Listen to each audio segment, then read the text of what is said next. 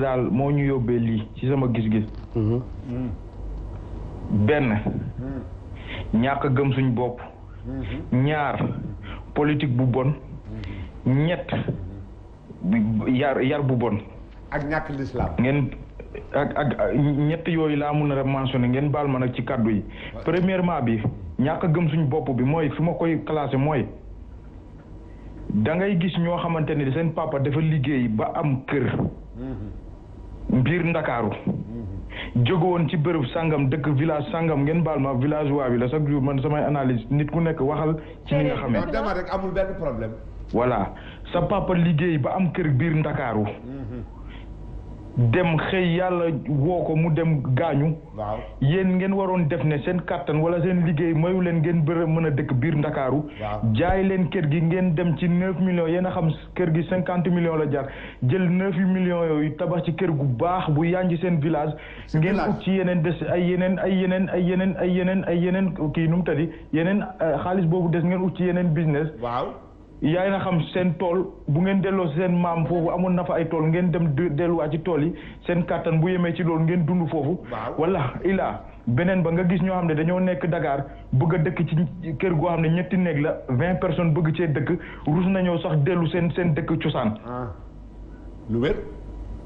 léegi su boobaa lan moo fay ñëw xale yu góor yi du ñu bokk xale jigéen yi nekk su boobaa góor yi la ñuy bàyyi ne leen ay góor ngeen mun ngeen nekk ci biti rek loolu amul problème. xale bu góor bu yàggee lu muy def du agressé ji. mais nañ bàyyi xel tuuti rek ma laaj leen benn question yéen ñëpp. coono boobu ngeen di wax ak agression bu metti boobu xool leen ñaata village ñoo am Sénégal ndax ñu ngi ko fay dégg. bariwul fa de. xoolal ci région yi fu dul Dakar agression waxuma amu fa de waaye boo ko déggee bala nga koy déggati yàlla xam. lu wér. ma teg ko ci politiciens yi. da ngay dégg politicien bu sàcc ay milliards man comme sàcc bi damaa ne léegi comme sàcc bi mënul ñàkk mais sàcc nga delloo ko ci askan bi delloo ko ci askan bi mooy demal jënd ay tool yu tool ni kaay leen seetaan nga jël fi ay ndaw xam usine boo fay def sa ñim liggéey nga xam ne sa li nga sàccoon au moins yaa ngi koy delloo ci population bi. beneen ba bii may joxoñ lak bii nga xam ne mooy lak bi nga xam xamul ndox bi nu mu toll baal leen ma ngeen fàttali ma tur bi. ban lak la. lak Sénégal bu ndox mu neex bii. Lac de Guiers. Lac de Guiers waaye 1000 milliards 50 milliards 100 milliards chaque jour nga dégg ko te lak boobu bu ñu defoon ay tiwo yu toll ni kaay leen seetaan dugal ko biir Bawol dugal ko biir Saloum dugal ko biir dans les îles du Saloum yu yaatal suuf si ñuy am ndox nawet ak noor di béy. est-ce que ñuy amee noonu Dakar. ku ñu tëj fii Europe bu ñu la tëjee dafa am tëj yoo xam ne dañ lay obligé nga liggéey par force booy liggéeyee boo sa peine bu jeexee ñu jox la sa xaalis. lay fay. mais boobu laay teg nguur gi mooy que ni nañ jël Lac de Guiers bii xar ko def ci tiwo yu mag mu dugg ci biir Bawol dugg biir Sine dugg biir Saalum ñu defar tool yi ñuy béy nawet ak noor. beneen mbax mooy yar bi. mais bu ñu waxee yaru démb ñu ne kii dafa passé kii dafa màgge man de maa leen di wax ne maa ngi rëccu maa ngi sant yàlla li tax ma bàyyi jàng di ngeen jàpp seen gémmiñ nag xam nga lu tax. man fa ma dëkk billahi laa ilaha illa huwa ñi bàyyi jàng man sama temps ak ñi ma mag ñëpp ñoo defar kër yi ba pare yor leen gis nga ñi continué woon di jàng. ay salaire 100 000 la ñu am ak ay 150 000. te ñun dañ ñoo yaree yar boo xamante ni boo liggéeyee ba am ñoomin ka da ngay liggéey seen kër famille booy liggéey sa kër bopp nga liggéey ko. kon nañ dellu si waat gis nga ñàkk gëm suñu bopp baaxul te wax naa keroog fii gis nga xale kenn du ko may temps. man ñii maa ngi sant yàlla li tax may ñu woon ñu temps. xale kenn du ko may temps ñun ñii boo école tëjee dañ lay yóbbu géej nga liggéey par force amul ay dem plage amul ay dem mais tey demal baasu nga xool ba. waaye borom baasul amul fomé. ñëppay liggéey. kon maa ngi leen di jaa ngeen jëfal ngeen baal ma xool bi moo xaw a tàng tey waaye nañ delloo si gouvernement def li mu war a def ñi nga xamante ni ñooy toll ci liggéey ñu gëm ne xam ne liggéey du rey gis nga nit boo buggee mu jub bëgg mu tegu ci yoon da nga koy tàmmal li nga bëgg tàmmal cax ba muy doon xale ñun ñii billahi lazi maa ngi wax ci télé ñëpp di may dégg waxal waa Baasul fii Europe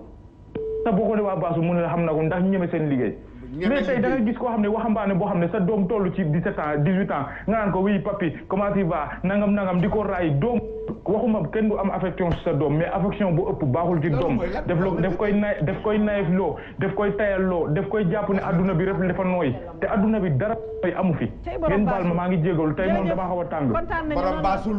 borom baasul nee na ñoom mi ngi ko nanu lu wér la wax ñi mu tollaloon génération ñi ci papa bu ma dagg waaw ñi mu tollaloon génération ñi toppoon jàng bi di jàng jëme la ajak-jak ñi ci bëri ci ñoom ay salaire du 100 000 lañu am 150 000 ñi bàyyi woon dem liggéey manee buru wut métier instant bi ñoom ñooy tabax seeni kër ñoom ñoo tekki ca nañ koy waxee fan la problème bi féetee bu fekkee jàng papa loolu naa ci après bu fekkee jàng ci boppam moom moo nekk moyen wala moom moo la nekk passage bu nga xam ne da lay faciliter yow après sa avenir nga mën ko assurer tey moom moo lay bloqué parce que dañuy gis fee xale yu am ay si dañuy gis fii ñuy am ay bac ay vingt et quelque ngay am bac ay 22 ans 23 ans 24 ans fii Sénégal nga dem université def fa 5 ans yéen saa ñu fa am 10 ans am fa jabar am fa doom fii Sénégal nga am fii nga nekk fii ci campus bi dugg fa bëgg a liggéey bëgg a retraité à l'âge de 55 ans ou 60 ans kañ ngay tabax kañ ngay denc kañ ngay liggéey bay denc bay tabax bay andil benn avenir bu certain pour say doom comme ni la sa papa defal. mais il y a des gens yoo xam ne génn nañu ay yenn école. je suis d'accord c'est juste un exemple qu'il a donné je dis pas que loolu moom mooy yoon bi gën mais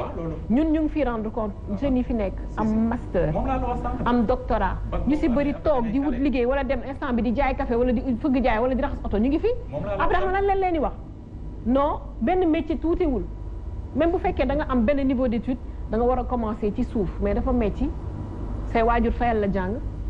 tu payes par mois 120 000 fii école de formation yi léegi première année 60 000 ngay fay 70 000 looy gën di yéeg payeur bi di gën di yokk tu as ton master avec un 120 000 francs par mois mënuloo am liggéey dafa métti ci parents yi sa parents yi retraité toog ci kër gi xalaat yow nga am liggéey pour wuutu ko tu n'arrives même pas à avoir un boulot entretien sa programme que c'est ton problème il faut que tu connaisses ki nekk ci bureau bi wala nga xam ki nekk ci entreprise bi après tu vas dem di jaay café si bopp koñ bi parents yu bëri dañ koy bañ non sama doom du booy jaay café nga dem ci beneen koñ nga jaay ko doo ko def sama digg ndaw la xam nga lan la ñuy xalaat ñoom dañ naan man li ma ci daj yëpp sama doom fii lay mujjee parce que parent bu ne sagam mooy boo fayalee sa doom def devoir c'est-à-dire li la war ci moom jël xaalis def ko ci ay études am parce que ñun ñëpp loolu la ñuy ñaan sa doom bu amee bac bii ko instant bi école privée moom nga fa mën a fayal mu jàng vite fait mën ci génn nga fayal ko sa salaire fii pas yi salaire yu 250 000 la ñuy am 300 000 ñu génn ci 100 et quelques mille fayal la formation tu sors tu ne parviens même pas à avoir un stage bay liggéey dafa métti après say doom mooy dem di fëgg jaay di lii am na ñoo xam ne dañuy dogu ak seen doom am naa ngi la xel na liggéey yi ñuy def soo toogee waxtaan ak ñoom liñ lay wax day logique ci sa bopp parce que da ngay comprendre ne dañu am fu ñu jógee am lu ñu xalaatoon instant yi ñu ngi ci retraite ils n'arrivent pas à joindre les deux bouts seen doom mënu leen andi sax 50 000 par mois qu'on le dise dafa métti à qui la faute à lu ñu organiser dëkk bi Sénégal nu ñu ko organiser ñuy def bac par année war nañu xam nombre bi buñ ci jógee ñoom fan lañ leen war a placer nan lañ war a def ba entreprise yi li ñu soxla par exemple dañu soxla ay ñoo xam ne dañuy liggéey ci commerce ñu def marketing ñi di liggéey ci informatique ñu daal di leen di dimbali ñu am formation en informatique par exemple offre bi ak demande bi sax au moins tolloo mais ñëpp léegi marketing la ñuy def bu ñu génnee du ñu am fu ñuy liggéey ñëpp droit la ñuy def bu ñu génnee du ñu am fu ñuy liggéey alors que y a d'autres domaines yu nga xam ne soxla nañ fa ay nit non dañuy jëli ay étrangers jël leen di leen fay xaalis bu bëri ñu leen defal liggéey boobu